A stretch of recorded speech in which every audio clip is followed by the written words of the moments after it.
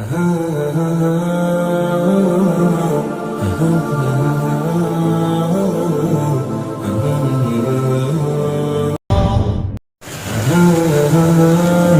বহু মানুষ আসবে, বহু মানুষ যাবে, বহু মানুষ আপনাকে কথা দিয়েও কথা রাখবে না।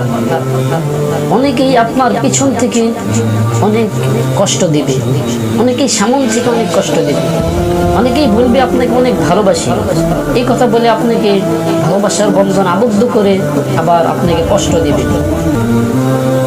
যখন আপনাকে চতুর্দিক থেকে সকলেই কষ্ট দিবে, তখন আপনি এমন কষ্ট অনুভব করতে থাকবেন যে কষ্টের কারণে আপনি কোনো জায়গায় সুখ খুঁজে পাবেন না।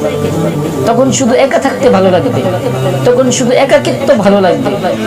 তো সেই একাকিত্বটা, সেই ভালোবাসাটা আপনি যে অন্য মেয়ের সাথে ভালোবাসায় রিলেশনে লিপ্তছিলেন, সেই ভালোবাসাটা যদি আমার রবের সাথে হতো, সেই ভালোবাসাটা যদি আমার রাসূল সাল্লাল্লাহু আলাইহি সাল্লামের প্রতি হতো, তাহলে কতই না ভালো হতো।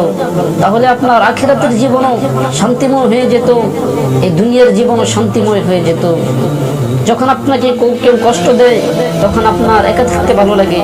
সে একাকিত্বের মুহূর্তটা যদি আল্লাহ তাআলার সাথে আপনি কাটাতে পারতেন, সে একাকিত্ব মুহূর্তটা যদি আপনি রাসূল সাল্লাল্লাহু আলাইহি সাল্লামের দরুদ শরীফ পড়তে থাকতেন, রাসূল সাল্লাল্লাহু আলাইহি সাল্লামের সুন্নাত, রাসূল সাল্লাল্লাহু আলাইহি সাল্লামের আদর্শকে অনুসরণ করতেন, তাহলে আপনার জন্য সেই একাকিত্ব থাকাটা সফলকাম হয়ে যেত।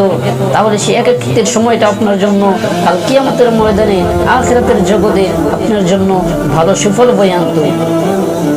প্রিয় ভাইয়েরা, আপনারা আপনাদের প্রিয় মানুষদের জন্য কত কষ্ট পাচ্ছেন, অথচ আল্লাহ তাআলাকে পাওয়ার জন্য যদি এরকম কষ্ট মুজাহাদা করতেন,